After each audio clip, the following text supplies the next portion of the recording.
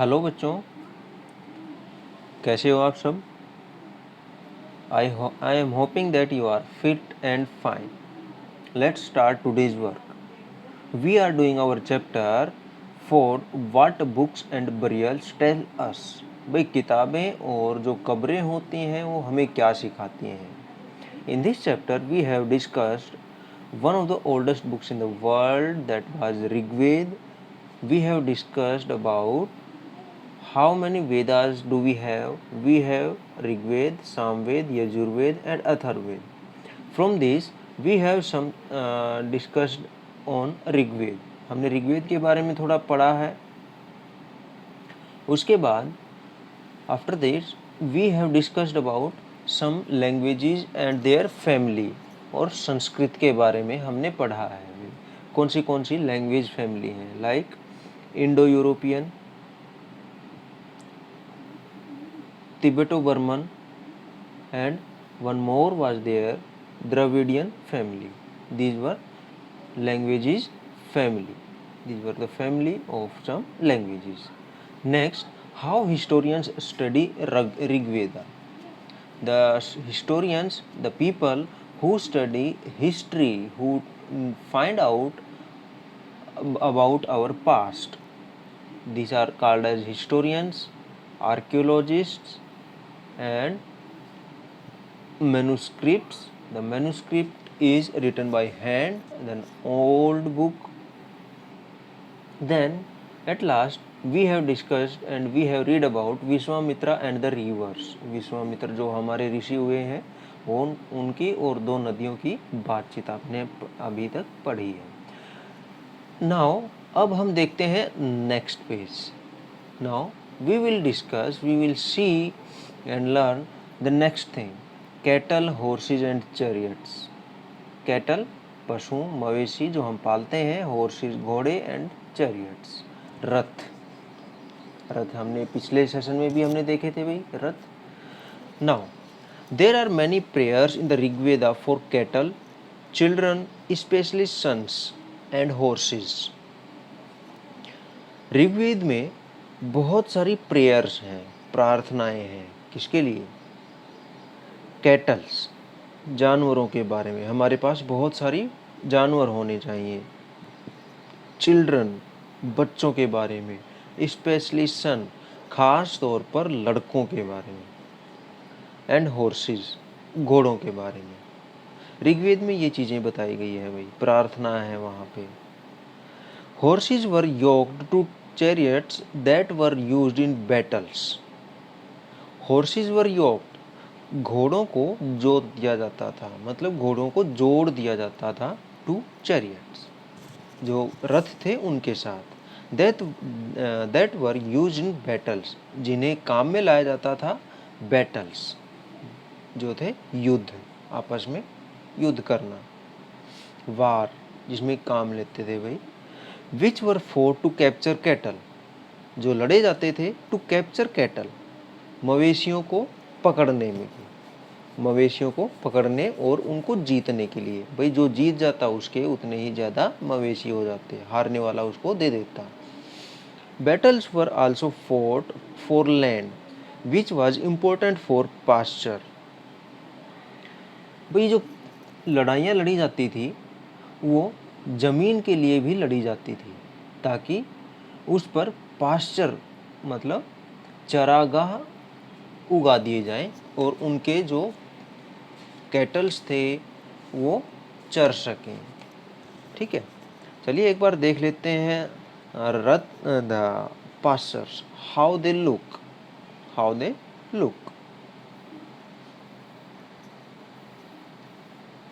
Pastures. This is the picture of a pasture. भाई यहाँ चारागाह की एक पिक्चर है और यहाँ पे बहुत सारे मवेशी हैं, गायें हैं, भैंस हैं, ये चर रहे हैं, ये घास खा रहे हैं. तो pasture is an open land which is covered with grass and other plants use to be eaten by animals.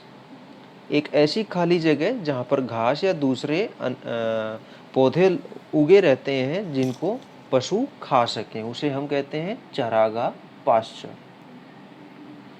Let's go to the chapter.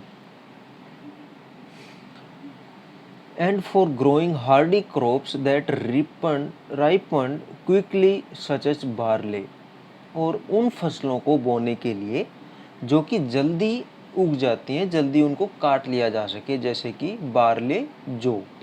कुछ ऐसी फसलें होती हैं जो लंबे टाइम तक चलती हैं, जैसे भाई कपास होती है, लेकिन कुछ फसलें ऐसी होती हैं जो जल्दी पक के तैयार हो जाती हैं, जैसे बारले, जौ।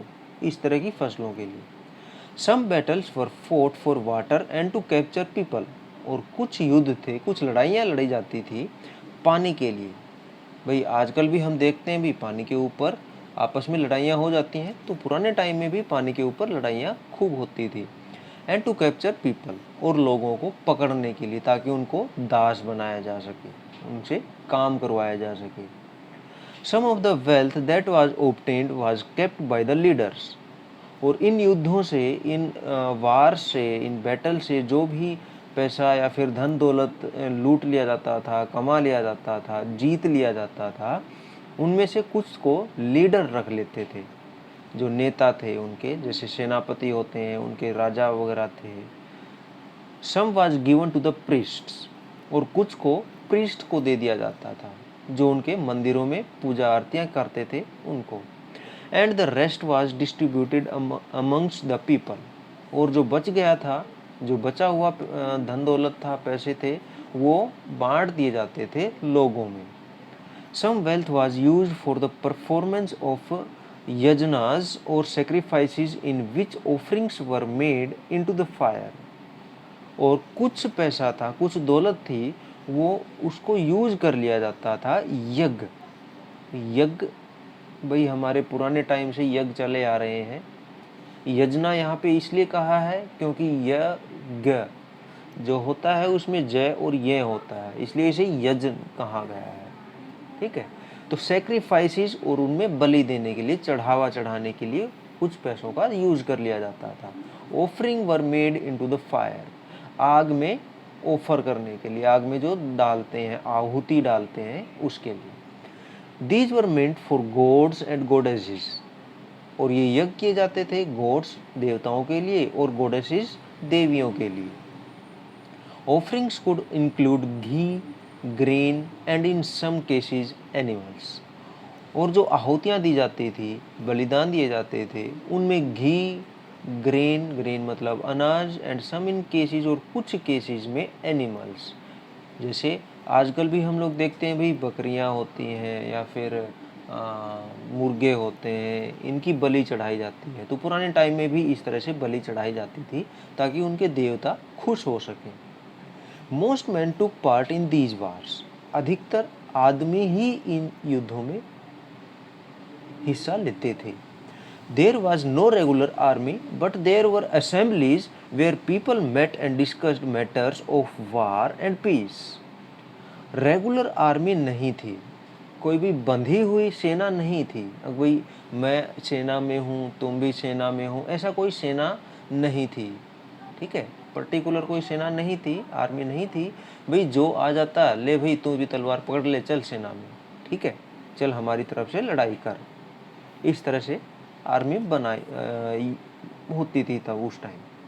बट देयर वर असेंबलीज, वहाँ पर सभाएं होती थी, लोग इकट्ठे होते थे। Where people met and discussed, लोग इकट्ठे होते थे, एंड डिस्कस्ड, आपस में डिस्कस करते थे, बातचीत करते थे, मैटर्स ऑफ वार, भाई लड़ाइयाँ और उनके विषय। भाई लड़ाई हमने लड़ी, वो किस लिए लड़ी, हमने क्या पाया, क्या खोया, और कल की जो लड़ाई होगी वो किस चीज़ पे होगी, इस तरह से उनके ऊपर डिस्कस करते थे। एंड पीस, और किस तरह से शांति बनाए रखी जा सके। दे आल्सो चोज लीडर्स, और वो अपने लीडर भी चुनते थे, अपने जो जिन्हें हम कहते हैं भी सेनापति हो गया, मुखिया हो गया। Who were often brave and skilful warriors, और जो अक्सर होते थे ब्रेव, बहादुर, स्किलफुल वॉरियर्स, योद्धा होते थे, उनमें कला होती थी युद्ध लड़ने की। वर्ड्स टू डिस्क्राइब पीपल, अभी लोगों को किस तरह से हम डिस्क्राइब करेंगे उस टाइम के जो वैदिक युग थे, अब जो वेदों की हम बात कर रहे हैं, तो उन लोगों को किस तरह से हम डिस्क्राइब करेंगे। There are several ways of describing people, बहुत सारे ऐसे तरीके हैं जिससे हमें लोगों के बारे में पता चलता है। जैसे हमें आज भी पता चलता है भाई, आज हमारा समाज बटा हुआ है कुछ मतलब ग्रुप्स में, जैसे अमीर हो गए, गरीब हो गए, इस तरह से। There are several ways of describing people in terms of the work they do. जैसे कि वो काम करते हैं भाई, जैसे कि आजकल व्यापारी होते हैं, दुकान वाले होते हैं, in terms of work they do, वे काम करने वाले। द लैंग्वेज दे स्पीक, और जो वो भाषा बोलते हैं, जैसे हम हिंदी बोलते हैं तो हिंदी वाले कह देते हैं, जो इंग्लिश बोलते हैं उसको इंग्लिश वाले कह देते हैं, जो चाइनीज़ बोलते हैं उन्हें चाइना वाले कह देते हैं। तो इस तरह से, जैसे हमारे पंजाब में भी पंजाबी बोली जाती है तो इन्हें हम पंजाबी कहते हैं। तो इसी तरह से लोगों का बंटवारा है, मतलब उनको ग्रुप बना दिया जाता था अलग से समझने के लिए। The place they belong to, और वो कहाँ से जुड़े हुए, कहाँ से आते हैं। जैसे कोई हिसार से आता है तो उसको कहते हैं भाई ये हिसार वाला है, कोई करनाल से आता है तो उसको कहते हैं ये करनाल वाला है। ठीक है, इस तरह से। देयर फैमिली, उनके परिवार। देयर कम्युनिटीज़, उनके समुदाय, भाई कौन से समुदाय से है ये। जैसे आजकल भी हमारे जो कास्ट जो सिस्टम चल रहा है। एंड कल्चरल प्रैक्टिसेस, जो हमारे सांप्रदायिक सांस्कृतिक, जैसे भाई संस्कृति को हम ऐसे मान सकते हैं भाई, हिंदू और मुस्लिम की तरह से, जैन, बौद्ध, ईसाई, ठीक है, इस तरह से। Let us see some of the words used to describe people found in the Rigveda.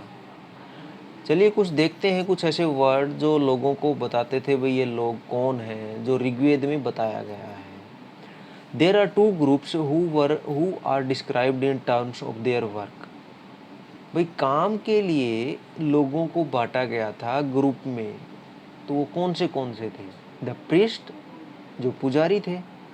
Sometimes called Brahmins, और कुछ टाइम कभी कभी उनको कह देते थे ब्राह्मण। ब्राह्मण जिसको हम आज भी कहते हैं।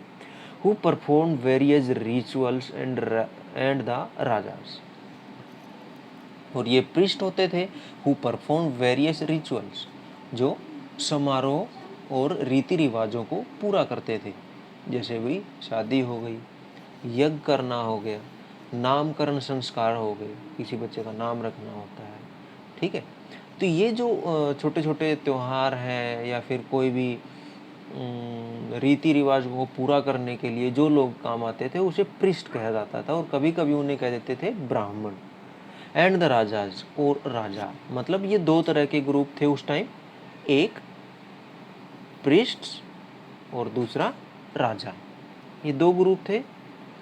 These rajas were not like the ones you will be learning about later, और ये राजा जो थे वो इस तरह के नहीं थे कि जिसको हम अभी आगे पढ़ने वाले हैं। They did not have capital cities, palaces और आर्मीज, उनके पास कोई भी सिटीज़ नहीं थी, कैपिटल राजधानी शहर नहीं था भाई, पैलेसेस ऑफ और आर्मीज, पैलेस महल नहीं थे उनके पास, आर्मीज सेनाएं भी नहीं थी। नोर डिड दे कलेक्ट टैक्सेस, और वो टैक्स भी नहीं वसूल करते थे लोगों से, कर भी नहीं लेते थे। कर जैसे इनकम टैक्स हो गया, टोल टैक्स हो गया, इस तरह से। Generally, sons did not automatically succeed fathers as rajas.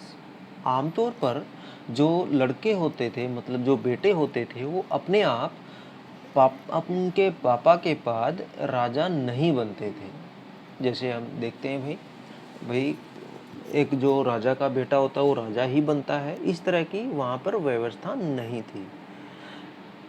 Two words were used to describe the people or the community as a whole. दो शब्द हैं जो पूरी की पूरी कम्युनिटी को डिस्क्राइब करते हैं, बताते हैं भैया। वन वाज द वर्ड जना, एक जो वर्ड था वो था जना, which we still use in Hindi, Hindi में हम आजकल भी इसको यूज करते हैं, जैसे जन, लोग। And other languages, the other was wish, और दूसरा वर्ड था विश। एक वर्ड है जना और दूसरा है विश। द वर्ड वैश्या कम्स फ्रॉम विश। अब यहाँ पे एक वर्ड है भाई वैश्या,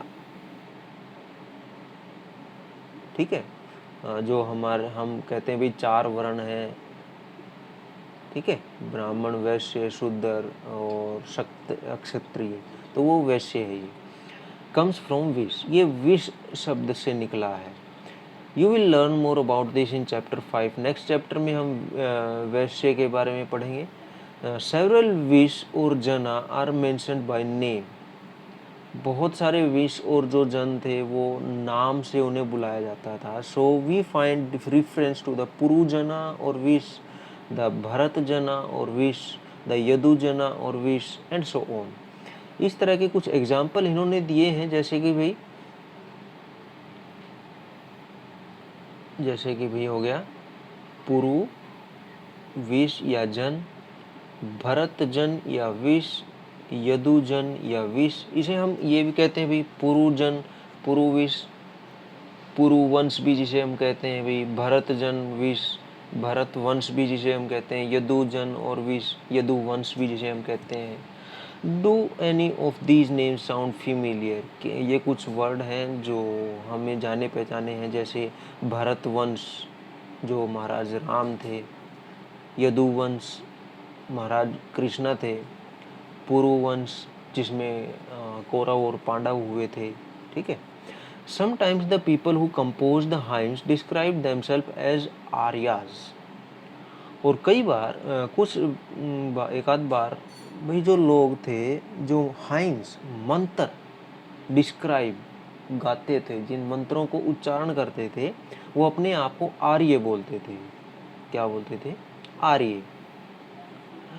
एंड कॉल्ड देयर ओपोनेंट्स दासाज और दस्यूज, और जो अपने विरोधी थे, मतलब जो उनको अच्छे नहीं लगते थे, या फिर ये समझ लो भाई जो उनकी भाषा नहीं समझते थे, तो उनको कहते थे दासाज और दस्यूज, दास और दस्यु कहा जाता था। These were people who did not perform sacrifices, और ये वो लोग थे, मतलब दास और दस्यु ये वो लोग थे जो सेक्रीफाइसेस नहीं करते थे, आहुतियाँ नहीं देते थे, यज्ञ नहीं करते थे।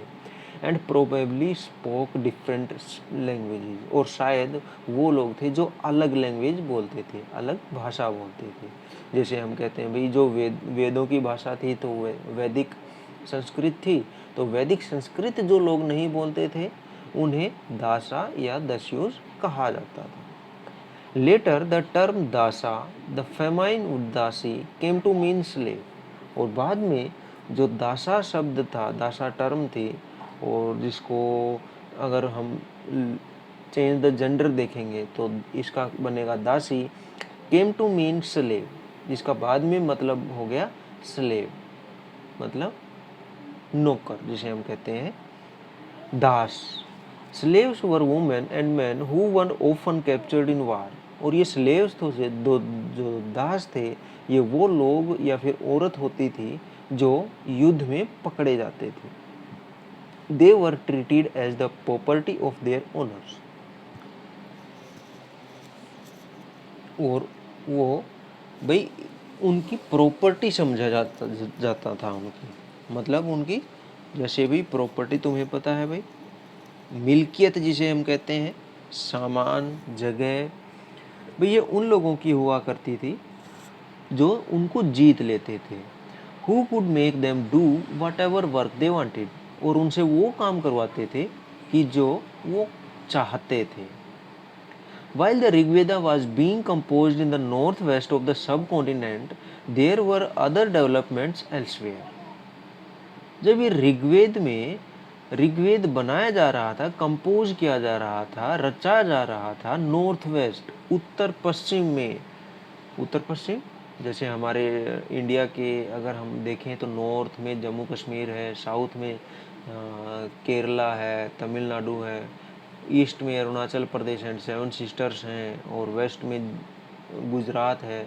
तो वेस्ट और नॉर्थ इन दोनों को मिला के जैसे राजस्थान और हरियाणा का जो हिस्सा है उसे हम नॉर्थ वेस्ट कहते हैं।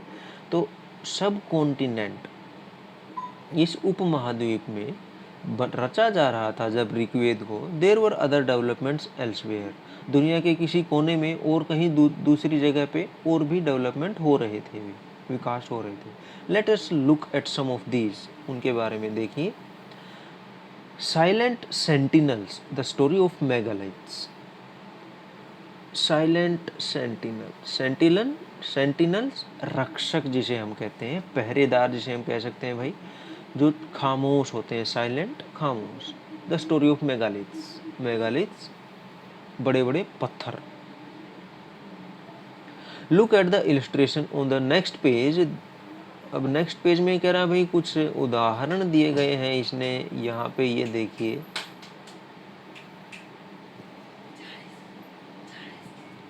यहाँ पे एक यहाँ पे कुछ पत्थर लगाए गए हैं, रखे गए हैं, ये देखिए,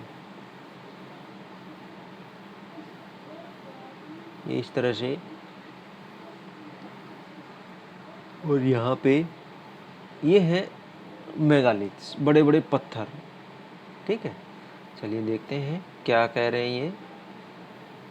These stones boulders are known as megaliths। ये बड़े बड़े जो पत्थर हैं इनको कहा गया है मेगालिथ्स, और लिटरली बिग स्टोन्स, और वास्तव में ये बड़े बड़े पत्थर होते हैं। These were carefully arranged by people, और इनको केयरफुली अरेंज, सावधानी पूर्वक अरेंज किया गया था लोगों द्वारा। And were used to mark burial sites, और ये दिखाने के लिए रखे जाते थे कि यहाँ पर शवाग्रह है, मतलब यहाँ पर किसी को दफनाया गया है।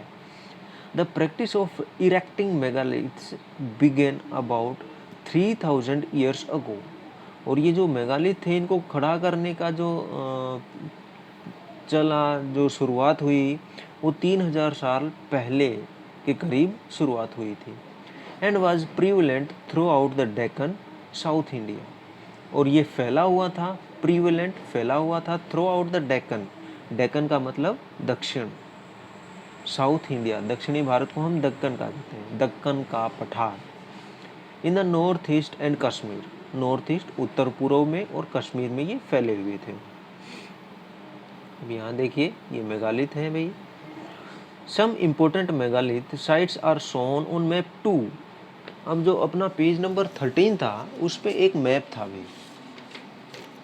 ठीक है, चलिए हम उस मैप को एक बार देख लेते हैं।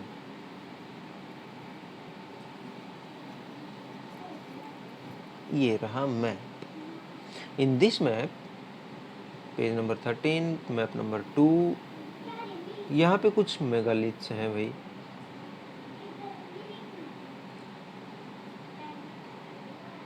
यहाँ ग्रीन कलर का जो डॉट है,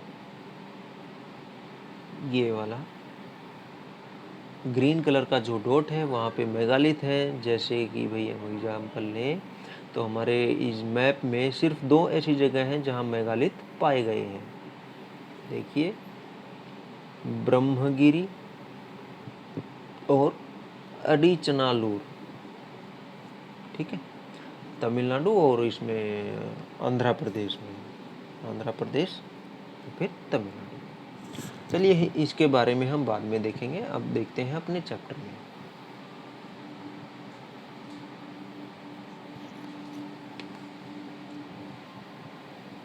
While some megaliths can be seen on the surface, other megalithic burials are often underground। भाई कुछ जो मेगालिथ हैं वो जमीन के ऊपर, सरफेस मतलब जमीन के ऊपर दिखाई देते हैं। often other megalithic burials are often underground, और कुछ मेगालिथ हैं वो जमीन के नीचे मिलते हैं। Sometimes archaeologists find a circle of stone boulders or a single large stone standing on the ground। कुछ बार जो आर्कियोलॉजिस्ट हैं भाई उनको मिलते हैं find a circle of stone boulders, पत्थरों के बड़े बड़े पत्थरों के सर्कल, गोले मिलते हैं। जैसे इस पिक्चर में दिखाया गया है, यहाँ पे एक सर्कल है बड़े बड़े पत्थरों का। And a single large stone standing on the ground, और कहीं पर एक अकेला पत्थर गड़ा होता है जमीन के ऊपर। These are the only indications that there are burials beneath, और ये सिर्फ इस चीज़ का दिखाने के लिए है कि वे नीचे कुछ कब्र है, भाई नीचे किसी की शरीर को दफनाया गया है। ठीक है, तो एक दो अपनी जो फेमस है उसको एक बार हम देख लेते हैं।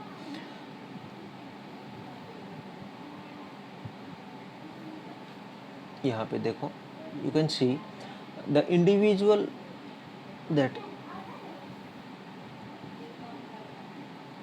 यहाँ पे देखिए ये अकेले अकेले खड़े हैं भाई। These are individual stones, one one, everywhere only one stone is there. ठीक है, यहाँ पे इसका मतलब क्या है, इन पत्थरों के नीचे किसी को दफनाया गया है। अब नेक्स्ट एक और पिक्चर है यहाँ पे, यहाँ देखो, this is one more picture of megalith.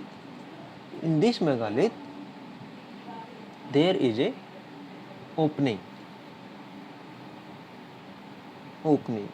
जिसे हम पोर्ट होल कहते हैं। पोर्ट होल, जिसके अंदर, जिससे इसके अंदर जाया जा सके।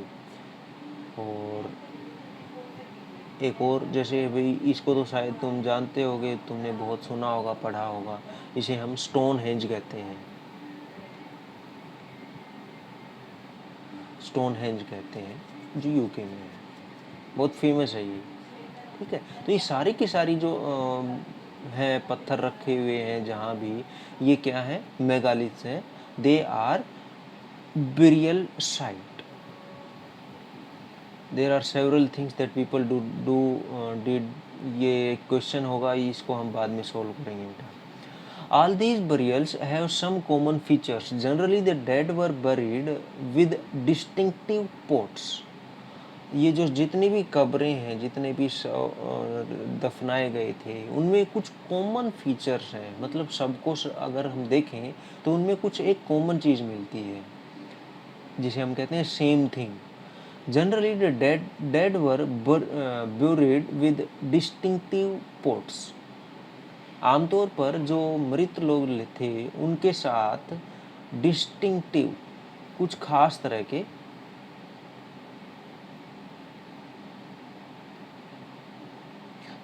के बर्तन रखे जाते थे, which are called black and red ware, जो कि लाल और काले रंग के बर्तन थे। Also found are tools and weapons of iron and sometimes skeletons of horses।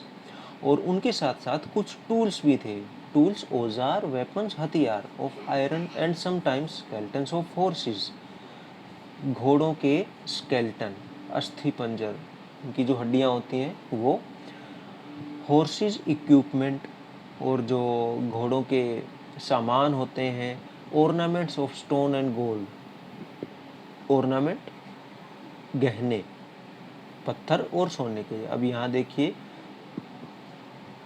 ये घोड़े के सामान हैं जो मिले हैं कहीं पे, यहाँ पे औजार हैं पत्थरों के, तो कई कुछ जगह पर ये भी मिलते हैं। Iron equipment found from megalithic burials, left of horse equipment, यहाँ पे हॉर्स इक्विपमेंट है।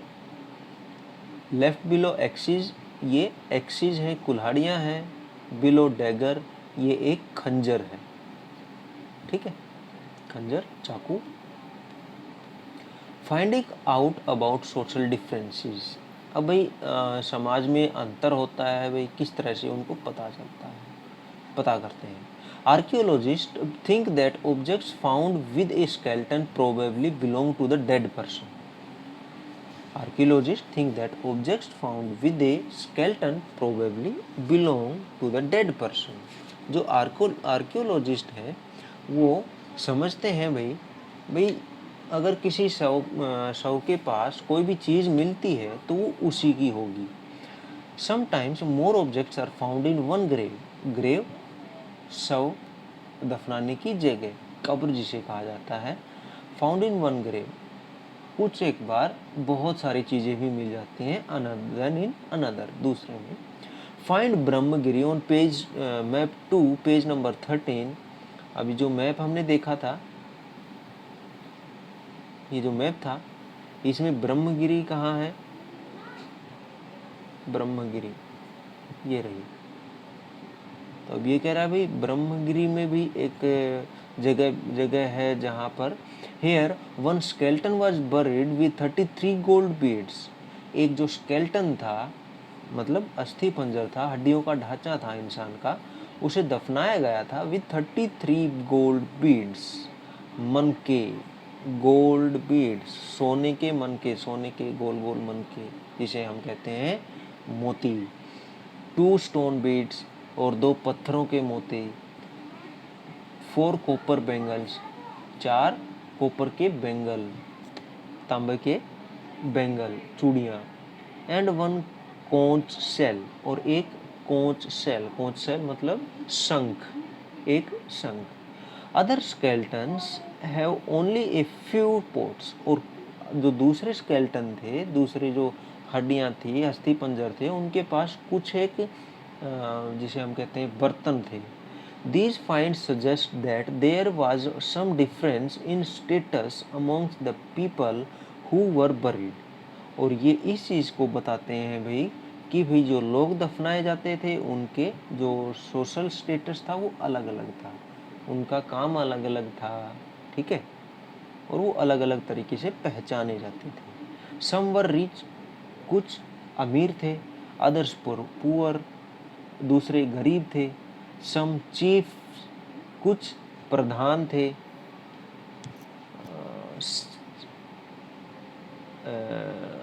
शेफ्स, शेफ्स मतलब बावर्ची। अदर्स फॉलोअर्स, और कुछ उनको फॉलो करने वाले थे, जिसे हम जैसे व्हाट्सएप पे और फेसबुक पे ट्विटर पे फॉलो करते हैं। Were some burial spots means for certain families, कुछ जो बरियल स्पॉट हैं, कुछ शव की दफनाने की जगह है सर्टेन फैमिली, खास तौर के लोगों के लिए थी, कुछ विशेष लोगों के लिए थी। Sometimes megaliths contain more than 1 skeleton, कभी कभी जो मेगालिथ हैं वो एक से ज़्यादा स्केल्टन वाले होते हैं, उनमें एक से ज़्यादा स्केल्टन मिलते हैं, और स्केल्टन एक इंसान का होता है, और अगर एक से ज़्यादा स्केल्टन होंगे तो इसका मतलब है एक से ज़्यादा इंसान। These indicate that people perhaps belonging to the same family were buried in the same place. और ये इस तरफ का इशारा करता है कि भाई एक ही फैमिली के जो लोग होते थे वो उनको एक ही जगह पर दफनाया गया होगा। Though not at the same time, लेकिन शायद एक समय नहीं, अलग अलग समय पर। जैसे हमने अभी देखी थी एक पिक्चर जो देखी थी यहाँ पर, in this type of burial site when one person is died they bury in this after few time, after some time, after some years, when the another person die they also take him and bury it। भाई इस तरह से अगर किसी भी परिवार का एक सदस्य मर जाता था, उसकी मृत्यु हो जाती थी, तो उसको यहाँ पे दफना दिया जाता था, लेकिन वहाँ पर एक ओपनिंग छोड़ दी जाती थी ताकि जब उस फैमिली का कोई दूसरा सदस्य एक्सपायर हो, जिसे हम मृत्यु प्राप्त कहते हैं, तो उसको भी इसी के साथ दफनाया जा सके। Stone circles are the bodies of those who died later were brought into the grave through the portholes। अब ये portholes आ गया, portholes, इन छेदों में ले जाया जाता था भाई जब दूसरा कोई डेड हो जाता था। तो stone circles or boulders placed on the surface probably served as signposts to find the burial site। और जो स्टोन सर्कल थे, जो पत्थरों के सर्कल बने हुए थे, जैसे कि हमारे इस पिक्चर में भी है, ये जो स्टोन सर्कल है और ये जो अकेले अकेले पत्थर रखे हुए थे जो हमने अभी देखे थे, वो सिर्फ इस बात का साइन पोस्ट मतलब प्रतीक है कि भाई वहाँ पर एक शव दफनाने की जगह है, ग्रेव है, वहाँ पे कब्र है। So that people could return to the same place whenever they wanted to do, ताकि लोग वहाँ तक आ सकें जब वो चाहें। ए स्पेशल बरियल एट इनाम गांव, भाई इनाम गांव एक जगह है, तो वहाँ पर एक स्पेशल बरियल है, एक खास शवाग्रह है। फाइंड इनाम गांव on page 2, map 2 page 13। It is a site on the river Ghod, a tributary of the Bhima. Bhima एक नदी है और ट्रिब्यूटरी होता है उसकी सहायक नदी, उसके साथ साथ बहने वाली जो आगे चल के उसके अंदर मिक्सअप हो जाती है, घोद, और उस ट्रिब्यूटरी का नाम है घोद नदी। ठीक है, तो चलिए एक बार देख लेते हैं उस मैप को दोबारा से, वहाँ पे ढूंढते हैं इनाम गांव, अर्ली विलेज,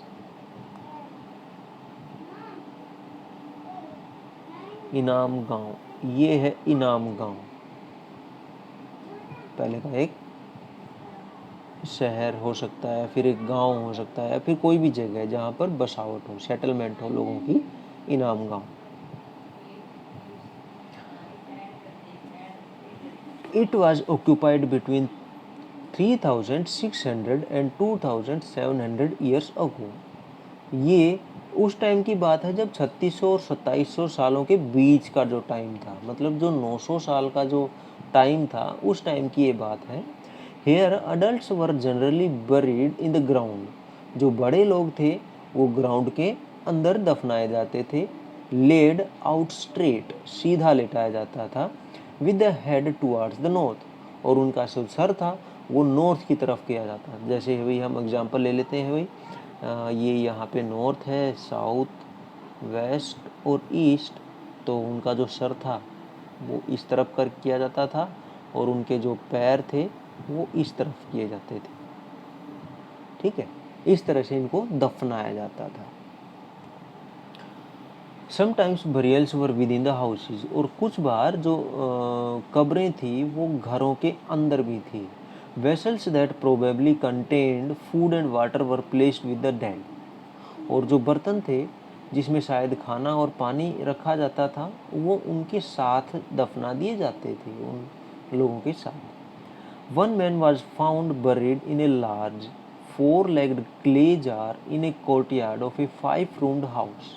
एक आदमी पाया गया है बरीड इन ए लार्ज, बहुत बड़े, और 4-legged clay jar, एक जार था, यानी कि हम कह सकते हैं कि भाई एक टब जिसे हम कहते हैं जिसके पैर हैं मिट्टी के बने हुए, courtyard of A 5-roomed house, 5 कमरों के एक घर के आंगन में, one of the largest houses at the site, और उस जगह पर सबसे बड़ा घर ये था, in the centre of the settlement, जहाँ पर लोग रहते थे, जैसे हम कॉलोनी भी कह देते हैं या फिर विलेज हम कह सकते हैं, तो वहाँ पर पाया गया है। This house also had a granary, और ये हाउस था, जो ये घर था उसमें था एक गोदाम, अनाज का, ग्रेनरी का मतलब है अनाज का गोदाम। The body was placed in A cross legged position, और ये जो शरीर था, ये जो बॉडी थी, इसको क्रॉस लेग्ड पोजीशन, मतलब जिसे हम कहते हैं प्लाथी मारना, इस तरह की पोजीशन में इसको लेटाया गया था,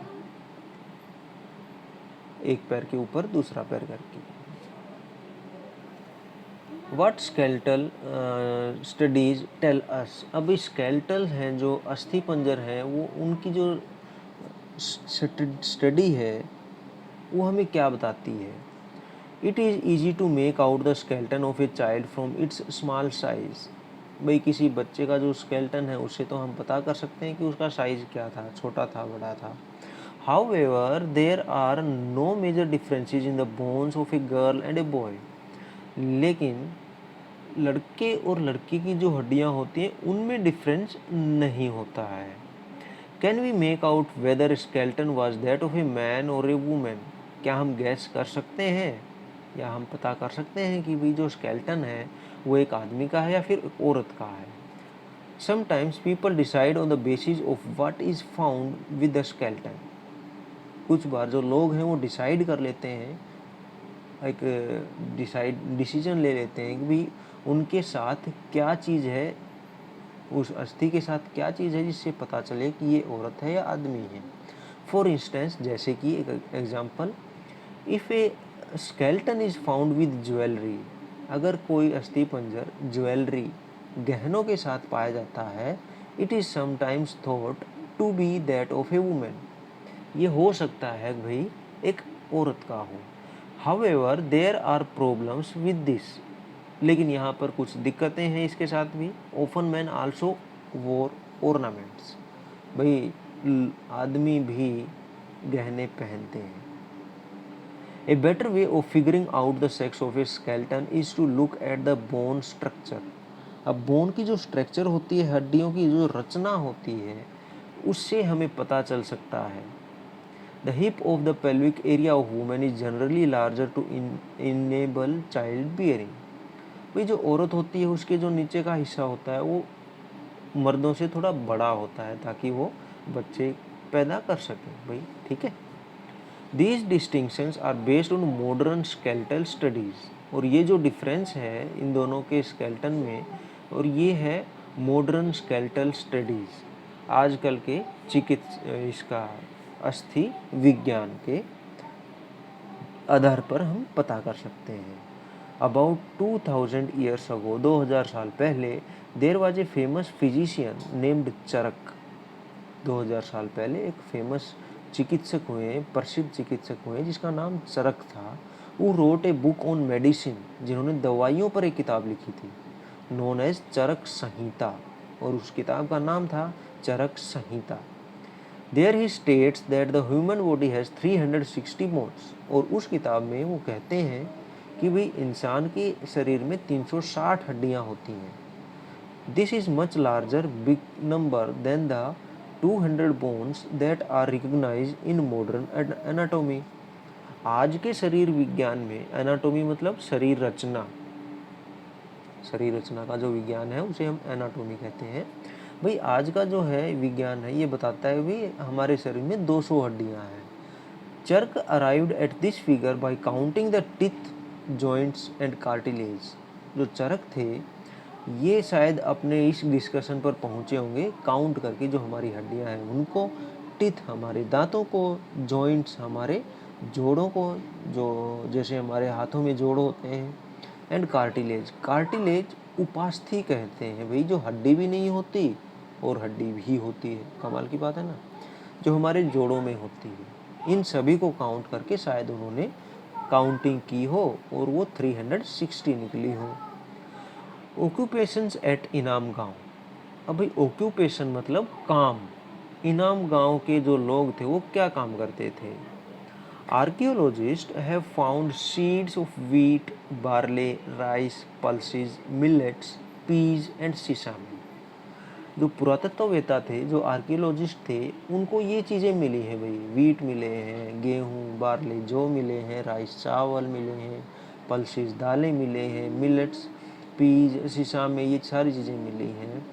bones of a number of animals, और बहुत सारे जानवरों की हड्डियाँ मिली हैं। Many bearing cut marks that so they may have been used as food. और बहुत सारे जो एनिमल्स थे उनके जो हड्डियाँ वगैरह थी उन पे कट के मार्क मिले हैं, जिससे कि पता चलता है कि उनके खाने के लिए यूज में लाया जाता था। Have also been found, these include cattle, उनमें शामिल थे कैटल, गोधन जिसे हम कहते हैं, बफेलो भैंस, goat, sheep, dog, horse, ass, pig, sambar एक हिरन की प्रजाति है, स्पॉटेड डियर, भाई चकते वाला हिरन, ब्लैक बग भी एक हिरन है, एंटलोप भी एक हिरन है, हेयर खरगोश, एंड मंगूस नेवला। बिसाइड बर्ड्स, पक्षियों, crocodile, turtle, crab and fish, इनके अलावा ये चीज़ें भी मिली हैं, बर्ड्स मिले, क्रोकोडाइल, टर्टल, क्रैब, फिश, ये भी मिले हैं। There is evidence that fruits such as ber, amla, jamun, dates and variety of berries were collected. और इस तरह ये एविडेंस है, मतलब सबूत मिले हैं कि भाई बेर, आंवला, जामुन, डेट, खजूर, वैरायटी ऑफ बेरीज, बेरी के बहुत सारे प्रकार भी इकट्ठे किए जाते थे।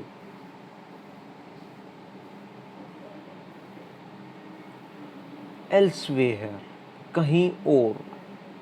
Find China in your Atlas, हमारा जो मानचित्र है उसमें चाइना को ढूंढो। अराउंड 3500 ईयर्स अगो, लगभग 3500 साल पहले, we find some of the first evidence of writing in China. चीन में सबसे पहली लिखावट के सबूत मिले हैं। These writings were on animal bones, और ये जो लिखाई थी वो जानवरों की हड्डियों पर लिखी गई थी। These are called oracle bones, और इनको कहा जाता था ओरेकल बोन्स, भाई जिसे हम कहते हैं भविष्यवक्ता की हड्डियाँ। Because they were used to predict the future, और इसलिए इसको ओरेकल बोन इसलिए कहा गया था कि वे काम में ली जाती थी प्रेडिक्ट द फ्यूचर, भविष्य को संभावित करने में, भाई आगे क्या हो सकता है। Kings got scribes to write questions on the bones, जो राजा थे उनके पास स्क्राइब्स होते थे, लेखक होते थे, to write questions on the bones, उन हड्डियों पर क्वेश्चन लिखने के लिए। वुड दे विन बैटल्स, और ये क्वेश्चन क्या होते थे, वुड दे विन बैटल, क्या वो लड़ाई जीतेंगे।